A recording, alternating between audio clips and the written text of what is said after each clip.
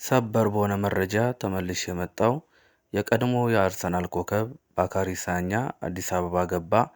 እሱ መግባቱን አስመልክቶ የመድፈኞቹ አርሰናል እና የፈረንሳይ ቡድኖች ዝነኛ ተከላካይ ባካሪ ሳኛ ዛሬ አዲስ አበባ ቦሌ ዓለም አቀፍ አውሮፕላን ማረፊያ ሲደርስ ደማቅ አቀባበል ተደርጎለታል።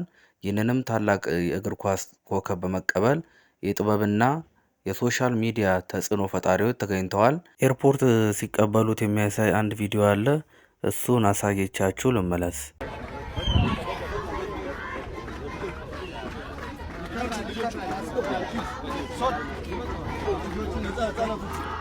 እንግዲህ እንደምትመለከቱት በርካታ ኢትዮጵያውያን ባካሪ ሳኛን እዚህ በቦሌ ኢንተርናሽናል ኤርፖርት እየተቀበሉት ይገኛሉ። ባካሪ ሳኛን ላሳያችሁ።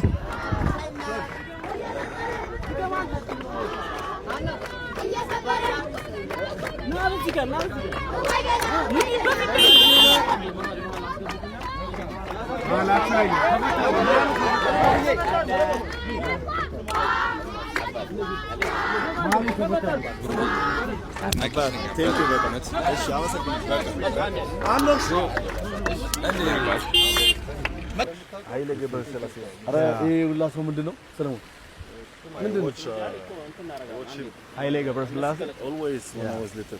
He's our legend. Yes. When I was little, I always watched him.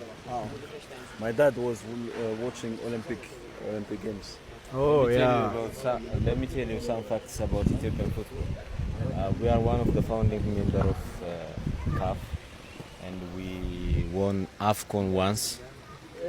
Really, yeah. And we participated like 11 times. In Africa. And we requested to host this 2028 AFCON.